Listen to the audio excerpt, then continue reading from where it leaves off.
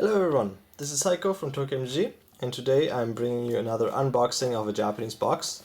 This time we have the new set Conspiracy, a sweet draft format that's used for multiplayer drafting. The first time ever we have a product like this, and there's a lot of really awesome cards in this set, so let's see what we get.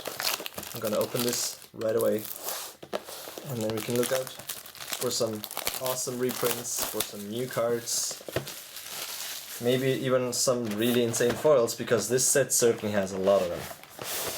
So first of all, the packaging is pretty unusual on these. I don't know if you have yet opened one, or if you are still waiting for your box, because the supply seems to be somewhat limited.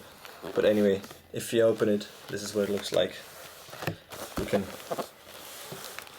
put it out like this. I don't really know, to be honest, what the purpose of this is, but I guess it looks really cool, so we'll just go ahead and open our first pack. So yeah, Conspiracy was released last Friday, and we opened a couple of packs for the store to have a singles inventory. However, it was much less than for any other set so far, simply because the supply was quite limited. Here's the uncommons, and our first rare, really sweet, Reflecting Pool. Reflecting Pool, it was originally printed in Tempest, and now again in Shadowmoor, and now the third time in Conspiracy. It adds 1 mana of any color to your pool that another land you control could produce. And here's our first Conspiracy. Your deck size is reduced by 5, so if you have this, you can have a deck that only has 35 cards, which means you have a much better chance of actually drawing the good cards you get. Yeah, so the whole thingy with the distribution of this, I don't know if you guys are aware and how it's in other countries, but in Japan at least, it's been fairly limited. Many stores haven't gotten many boxes actually, and as a matter of fact, here's Steamer Doppelganger, originally from Ravnica.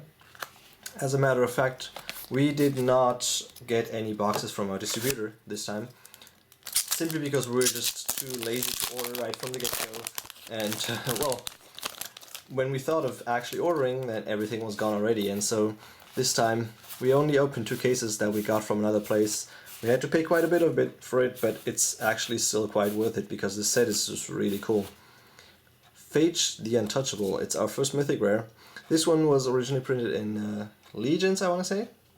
It's been quite a while, and it was printed again maybe in 10th edition, if I recall correctly, and basically it kills a player immediately when it just deals any damage to it. So it's a really, I want to say, out there card. They haven't really printed this effect much more often than that. It's just one of those really cool, unique things that happen in Magic.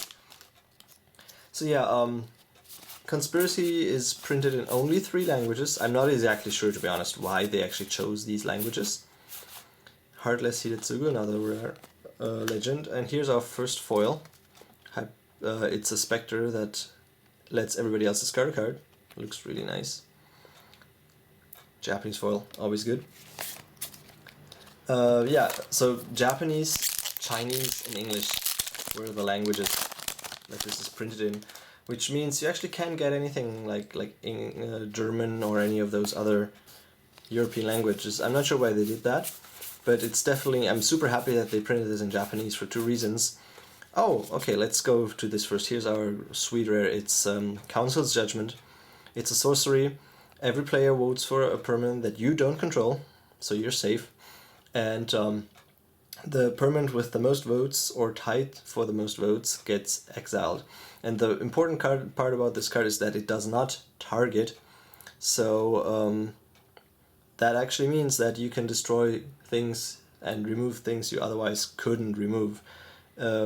Especially, there's True Name Nemesis, which has been on quite a run lately in Legacy, and also in Vintage. And then there's also stuff like Emrakul, that just can't deal with this because it's not targeted, so it just goes away. It's a Vindicate, basically, that nobody can do anything about it, well, unless they counter it, obviously, but once it actually resolves, then this is gonna destroy anything you want. So that's definitely a card. It's been quite expensive. We sold several of them at 2,500 yen, that's about $25 US. So apparently people are really bidding on this card to be a strong one. So let's go on anyway. Altar of Dementia, that's another really nice card. It's an artifact. You can sacrifice a creature to mill somebody, and this is the first time this card is seeing a print in a set where it's actually available in foil. And yeah, that's I was about to say why I really am happy that this set exists in Japanese. One reason is obviously that I can get Japanese foils, as our store that's specialized in Japanese foils, TokyoMTG. And this is the first time this card is actually printed in Japanese foil, so many people want it for their EDH deck. Another cool thing about this set is cards like this, Brainstorm. It's printed as a common, reprinted, and so many more people can get their hands on it with the new cool art also. And this is also only the second time that this card, Brainstorm, was printed as a Japanese foil. The Mercari Masks Brainstorm is actually ridiculously expensive. It's a common, and it still goes for like something like $400 on the market. And so this actually is probably going to help a lot of people that still want to pimp out their deck with Japanese foils, but they can't afford to spend all that money on an original printing. I'm guessing the original printing is not going to go down in value because of this, but just the fact that there's another option available is quite nice. And here's another one of these insane reprints, Swords to Plowshares. This is already a good pack without even looking at the rare. Swords to Plowshares is another one of those cards. It's the first time ever. It was actually printed before several times in foil, but only English foil as promos. And this is the first time we get a Japanese foil, and as you can imagine, that's also worth quite a bit. Rare, this is a new rare. I'm not exactly sure what it does. Okay, let me look at this. It comes into play with X+1/+1 counters on it, where that's the number of instants and sorceries in your graveyard. In all graveyards, I'm sorry. And for 3 mana, you can remove a +1/+1 counter from it, and draw a card, and then discard a card. So that's a rare in a cycle. Every color has one of these cards that come into play with X+1/+1 counters. And I think it's pretty cool for draft. Like, there's some nice things you can do with it. But anyway, another reason why I'm super happy that this exists in Japanese is obviously because Japanese people can get to draft with it. There's been a lot of hype for this product, and a lot of people have been drafting it a lot. Yeah, this is the other one from this cycle. It comes into play with X+1/+1 counters, where X is the number of all creature cards in all graveyards, and if you remove a +1/+1 counter, you can target a creature that gets -1/-1 on turn, so it turns into removal in your multiplayer draft. Yeah, I was about to say, so in Japan it can be kind of interesting with the casual, so-called casual formats, like EDH in particular. It's actually pretty cutthroat, so people just try to build really strong combo decks often, and it doesn't really feel like a political multiplayer game kind of thing, and I'm hoping a little bit for this Wolf-Bright Elemental, for this set to change this. Actually, let me look at this again. I think this is called Backup Plan in English. Basically, you can draw another additional starting hand of 7 cards, and then you can choose one of all the starting hands you drew and turn that into your actual starting hand. So this is a rare conspiracy, and it's pretty nice that you can actually do that. Just take 2 hands and see which one you like more. I'm guessing some these conspiracy cards are gonna go into many cubes also. I know a lot of people that have cubes, play cubes, and they like to experiment with those kind of effects, like even before, and so they only have more incentive now that the official cards for this exist. Here's the Mythic Dragon. As always, it's just the usual dragon. 5/5 for 6 mana, flying with Dethrone, the new ability. Dethrone is a card with a creature with Dethrone gets a +1/+1 counter when it attacks the player with the most life total. So that's exactly the kind of stuff I'm talking about. It's just an ability. Now it's quite political. Like, do you actually attack that player because it simply makes your creature stronger? And if you don't, what's your actual reason for not attacking that guy, even though you would get a bonus? So that's the kind of thing that really makes the game quite intriguing. This is Dax Doppelganger. It's basically a clone. Yeah, and this DAC guy that's basically the hero of this whole set, I guess. Let's have a look at this. This is DAC Faden, the greatest thief in the multiverse, as they always call him. And he has been finally printed as a planeswalker in this set. Pretty hard to get planeswalker, to say the least, because he doesn't show up very often in these packs as a mythic rare. And yeah, I think his story was started in the comic books before. This is another sweet one. It's basically combining voting for either Ancestral Recall or Time Walk, basically. Players can decide which one you get, so draw 3 cards or take another turn, which is pretty awesome if you ask me. And oh, is this a foil? I didn't even notice this at first. So yeah, this is our first Japanese foil rare. It's a Conspiracy. I gotta be honest with you, I haven't really figured out yet how rare these Conspiracies are. They are selling for a lot, or I guess I rather have to say stores have them in stock for a lot of money, but I don't know if they actually sell it at. Like, we haven't really made a huge effort on selling them because we just kind of want to figure out where the market is at. And we priced some of them on our website, and you can go check that out, but I don't know, like, I really don't know if the price is higher or low, or like, you guys tell me. I mean, if people are buying them, then I'm obviously gonna know that my price was at least reasonable. But other than that, I just can't tell yet, because it's just something totally new. Here we have a Silent Arbiter. It was originally printed in 5th Dan. It's an artifact creature, 1/5 for 4 mana. Creature, only one creature can attack, and only one creature can block each combat. Pretty crazy card, diplomatic card for multiplayer. I used to like this card in EDH when I had a Zedra deck, and it just basically makes everybody turn everything into a standoff. Nobody really can move all that much. So I hope you enjoy this second unboxing after our first one that was Journey to Nyx. Here's Hydra Omnivore. This was first printed in the Commanders series. It's an 8/8 for 6 mana, pretty beefy, and when it deals damage to one player, it deals the same damage to all other players too, all other opponents. So this is pretty huge, obviously, in a multiplayer game. Yeah, I mean, I'm planning to do more of these. I'm still haven't figured out exactly what I want to do with these. I'm still learning all of this as I go. So I really hope you guys can enjoy this, and if you want to let me know what I can do better, please tell me in the comments. I will be happy to try my best to make it better. We have many things going on currently with the website and with our YouTube channel. Okay, let's look at this one first now. 2 rare pack, Magus of the Mirror. It basically is Mirror Universe, exchanges life total of yours with another player. And then we have a draft related rare. When you draft it, you reveal it to everybody, and then you, the player to your left and the player to your right, all choose one color, different color each, and this land basically taps for colors of the chosen mana.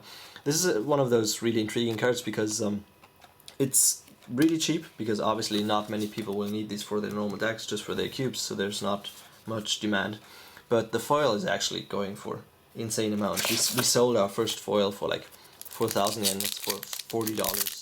I did not expect that, to be honest, but thinking about it, I guess it does make sense, because it's just super rare, especially in Japanese, because apparently, like, even the stores overseas, meaning in America especially, they usually get some boxes of Japanese product for the new releases, but this time apparently they didn't. Just Wizards of the Coast didn't give them any. I don't know what is going on with that exactly, but yeah, I mean, it just means that these cards don't get opened much at all in this language in particular.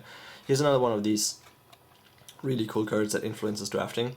Basically, when you reveal it, you also reveal the card that you draft next, and then when you play this card in your actual games, you can go find that card you revealed after it in your library or your hand, and reveal it and play it for free. So that's definitely, I mean, it's 7 mana, but it can give you a potential huge bonus just by giving you something extra for free that might be very good. So the distribution of this has really been interesting. Just that the prices are pretty high, because the demand is definitely there, and there hasn't been too much printed yet of this. Here we have Rhea Dawnbringer. This used to be one of my absolute favorite cards when I was a kid. It originally appeared in Invasion. It's a 4/6 flyer for 9 mana. That's actually 9 mana, yeah, that's a lot. And at the beginning of your upkeep, you can revive a creature in your graveyard. This is interesting to look at because this card used to be like, I know back in the day when we played with these at school, it used to be one of the most insane cards, and today we have Shieldred in black, which is just 7 mana, and it not only does the same thing for already less mana, it also actually kills your opponent's creatures, so cards have definitely come a long way since then, that's for sure. Like, especially those high-end creatures.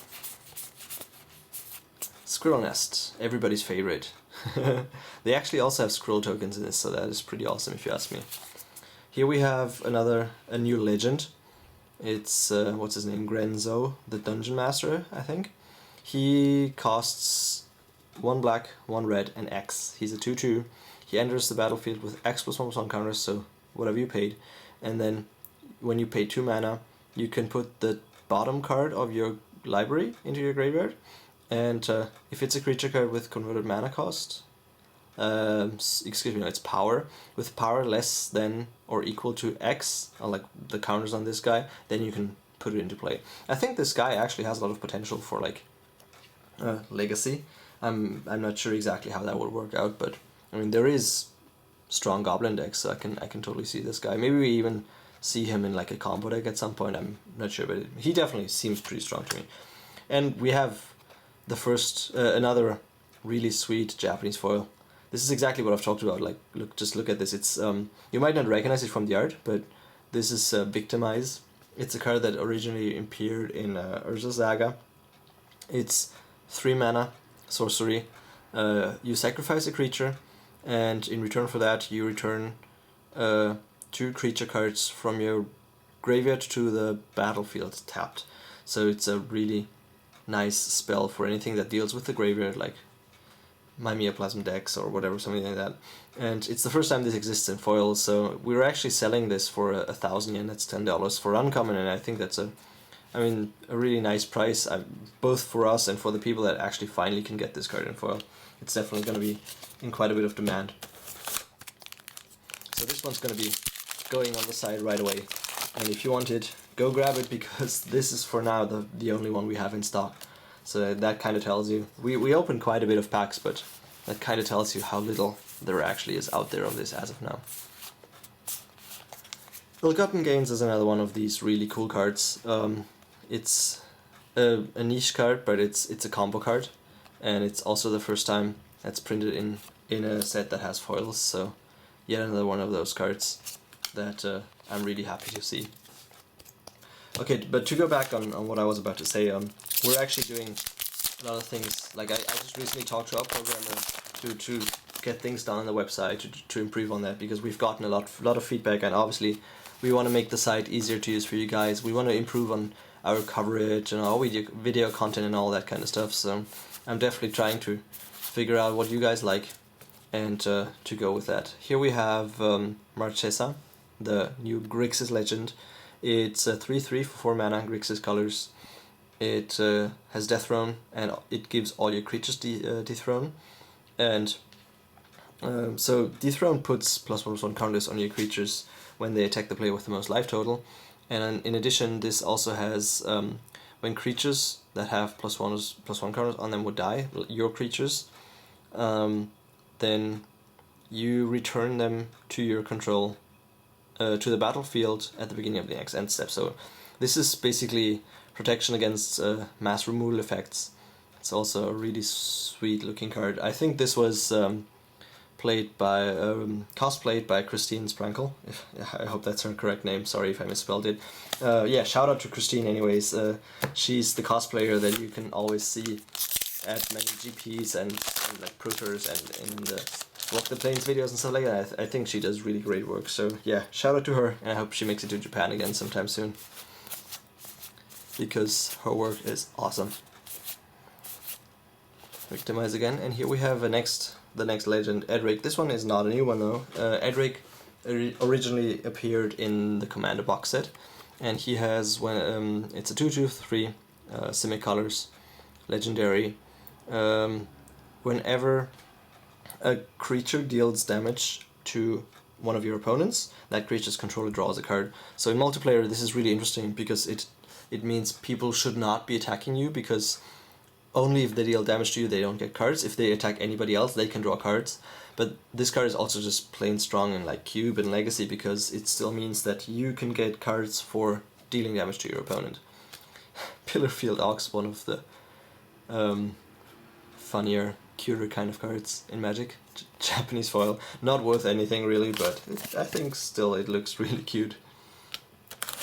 Of course, I'm hoping for the really big Japanese foils, like Brainstorm, or there's also things like Stifle that were reprinted, so that would be extremely cool to get as a Japanese foil, because it's just something that people really are looking for it. We had this one already. I'm sorry for not knowing the name in English. I haven't really memorized all of them yet. So maybe something I will get used to when the set is more popular. I actually haven't gotten the time to draft it yet, just because I've been busy with trying to sell and like crack the packs and everything. Another sweet reprint, Mortify. We have here Reign of the Pit or something like that. I'm not entirely sure. Basically, it's all your opponents sacrifice a creature card, and this puts a demon into play that has combined that has the power and toughness equal to all the cards that were combined's power. So this is something that can definitely create a huge demon if people like you.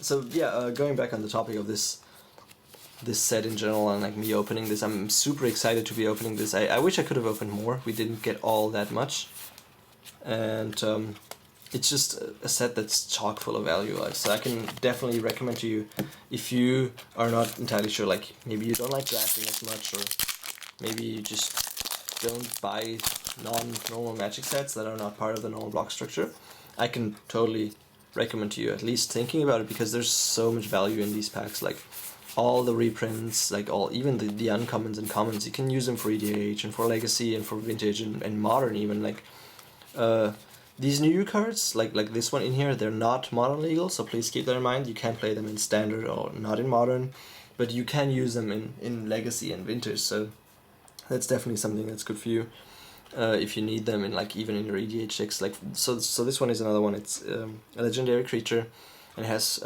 Parlay. Basically, when you tap it, each player reveals the top card of their library, and you get a bonus effect. In this case, you can add green mana to your mana pool for each non-land card revealed, and also gain 1 life, and then after that everybody draws a card. So Parlay is basically an ability word that every time works in a similar fashion. It means everybody reveals the top card of their library, something happens based on that, and then everybody also draws that card. So maybe you can keep that in mind. It actually makes it easier to understand it. At first it's a little bit difficult, but once you get used to it, it actually makes a lot of sense. Exploration, yeah, this is one of those cards that I talked about. This is an absolutely sweet card. Urza's Saga, rare originally. It's an enchantment for 1 green mana. You may play an additional land of on each of your turns. And this is a super popular card, especially in the land stake in Legacy. And this is the first time also, again, this exists in Japanese foil. So just the potential, even if it's only English foil, like if you're in like the States or in Europe and you can't get Japanese product, like sealed product, still English sealed product is still very good for you, because you can open this in non-foil and in foil, and it's just worth quite a bit. And like even something like this, so I can tell you, maybe just as a general idea, on average we opened, I want to say maybe like 2 or 3 of these per box, and about 5 brainstorms maybe. So you can definitely get, if you buy 1 box you can get one playset of every common roughly, and if you buy 2 boxes you can already get roughly, at least roughly speaking, 1 playset of every uncommon. And here we have a Magister of Worth. I'm hoping I hope I'm pronouncing this correctly. It's the new Angel. That was the first card actually spoiled for this set. It came out somewhere, I don't know, like somebody in a store opened this card in their Journey into Nyx pack or something like that, and it was circulating, and I'm not sure what happened with that, but it's the first card they showed, and it's basically a 4/4 flying angel with a Will of the Council, and people can vote on whether they want to destroy creatures or return creatures from the battlefield, from the graveyard to the battlefield. And I really like this voting thing. I gotta say, I haven't played with it yet, but I really think the idea is cool. Another Grandson. Happy to get a second one because I really think this card is good. People just don't know exactly what to do with it, but given some time, I'm sure some brewer or some guy that likes to play goblins will figure out what to do with this. So many cool cards in this set. Mirage Wake, for example. Mythic Rare reprint. It was originally printed in Judgment, and then it was also printed in Commander's Arsenal, I want to say. I feel like I'm missing one reprint where this was also in, but it's definitely a super popular card. It's an enchantment for 5 mana. All creatures you control get +1/+1, and whenever you tap a land for mana, it basically produces double mana. And this is always only for you, unlike many of similar cards like this that do it for everybody. But this just does it for you, so you get a huge bonus. And wow, here we have a sweet Japanese foil. This is exactly what I was hoping for. Sulfuric Vortex. Everybody that plays Cube loves and hates this card at the same time because it's just so ridiculously strong in the mono red deck. It's an enchantment for 3 mana. At the beginning of each player's upkeep, they lose 2 life, or rather, they get dealt 2 damage, and players cannot gain life.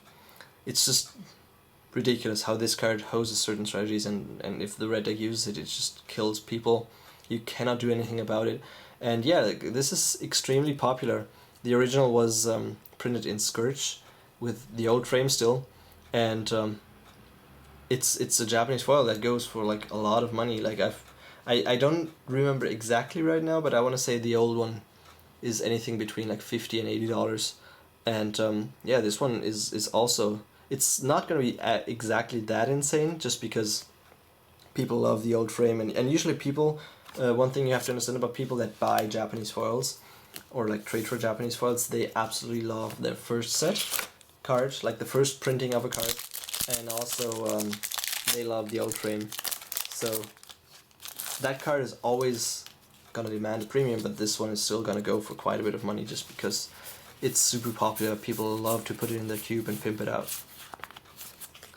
Here we have another one of those really cool new legends.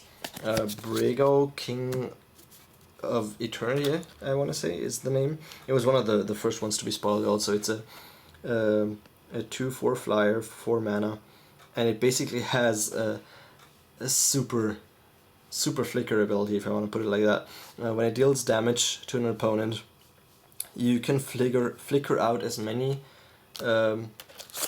permanents that you control as you like, and that flicker is basically meaning remove them from the game and then return them again and get all their enter the battlefield triggers and effects again, and that's just a lot of value if you build the right deck for it. And with this guy, obviously you want to build the right deck for that. This is sorry, I wasn't mentioning this. This is the red card in this cycle that comes to play with +1/+1 counters. This one gets 1 counter for each tapped land as it comes into play, and when you pay 3 mana and remove a +1/+1 counter from it, you can turn a land into a 4/4 creature.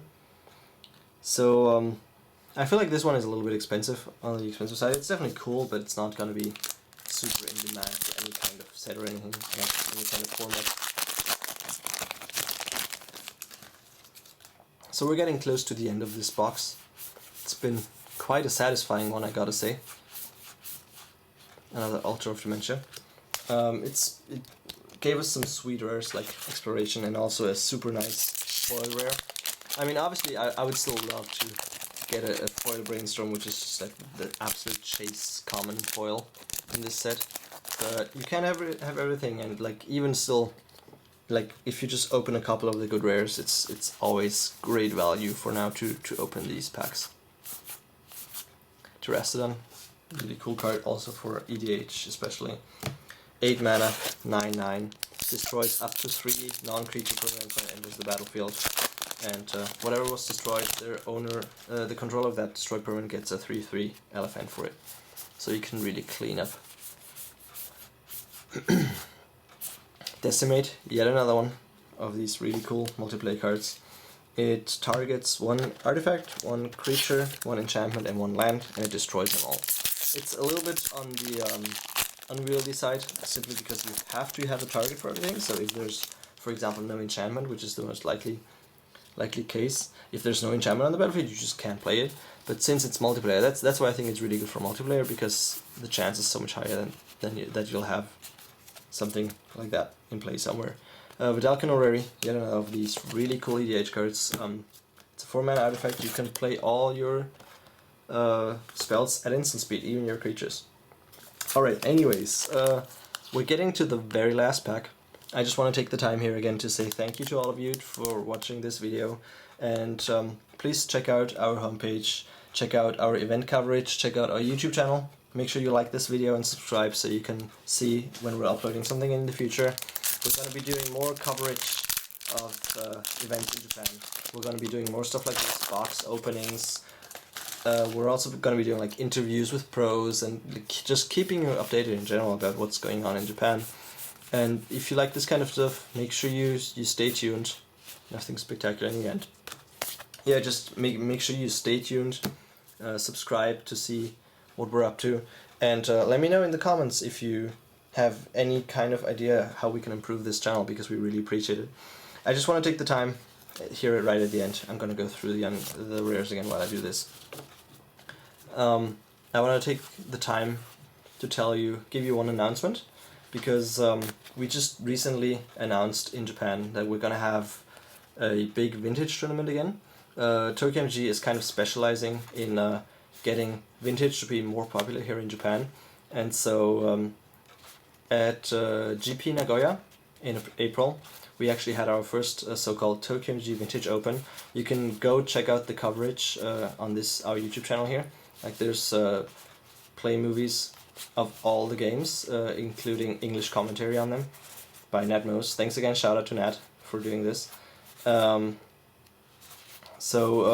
Yeah, and we're gonna have our second TokyoMTG Vintage Open again in July, on the 5th of July, and there will be coverage again in somewhere or another. I haven't really figured out yet all the details because it's still a month away, but there will be coverage for that.